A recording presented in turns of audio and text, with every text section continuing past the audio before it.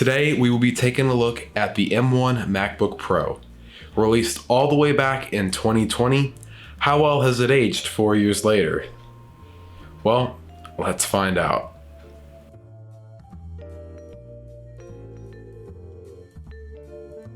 As I said, this Mac was released almost or over 4 years ago, depending on when you see this video, at the announcement of Apple's transition from Intel to the new ARM-based processors. To start, this specific unit I'm reviewing is a base model.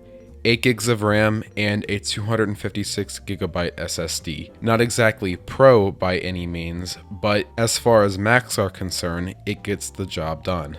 Apple decided to stick with the same design language the Intel Pros had been using since 2016. And while it can be seen as outdated, especially after the M2 MacBook Pro came out shortly after the redesign, I still think this design language looks pretty sleek, not gonna lie. As usual, the keyboard and trackpad are amazing and ideal to use for anything keyboard and mouse related, along with the touch bar, which I personally enjoy using, and kinda wish they would have kept it included with the newer MacBook Pro design. Although it's for sure a gimmick which tried solving a problem that never existed to begin with. One of my personal favorite things about this Mac definitely has to be the screen, which makes viewing content all the much better alongside general computing, which is definitely pleasing to the eyes, my eyes at least. When it comes to performance, this thing doesn't lack in speed. With a powerful M1 chip, it's able to outperform just about any laptop for its size and price point.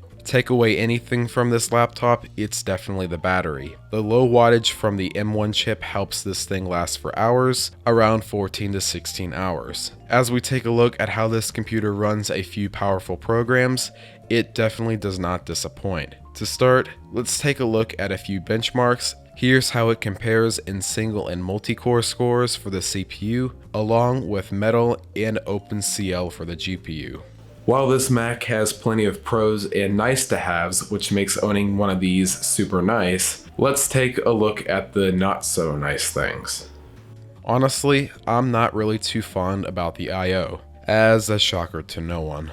Only USB-C in itself isn't ideal, especially when you don't have dongles. I can get away with 4 ports like I do on my 16-inch MacBook Pro, but 2 just doesn't cut it. And really, the only other downside I can think other than the soldered on 256GB of storage, which is definitely not anywhere close to being enough, definitely has to be the connectivity with multiple monitors. It actually sucks that the M1 chip was designed for only one monitor, which makes it a no deal for those who use multiple monitors for their workflow, especially when hooking it up to a docking station. But other than that, it's been a fantastic MacBook to use and definitely holds itself worthy in 2024. So if you are looking into getting an M1 MacBook Pro, whatever you do, do not get the base model.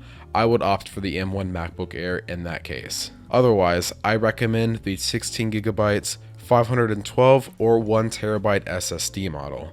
The cost still might seem a little steep, but will definitely be worth it years down the road. And if you plan to do any sort of powerful task, you'll definitely benefit from the extra RAM and storage. But anyways, thanks for watching. If you like what you saw, don't forget to give this video a thumbs up and consider subscribing. Otherwise, I'll see y'all in the next video.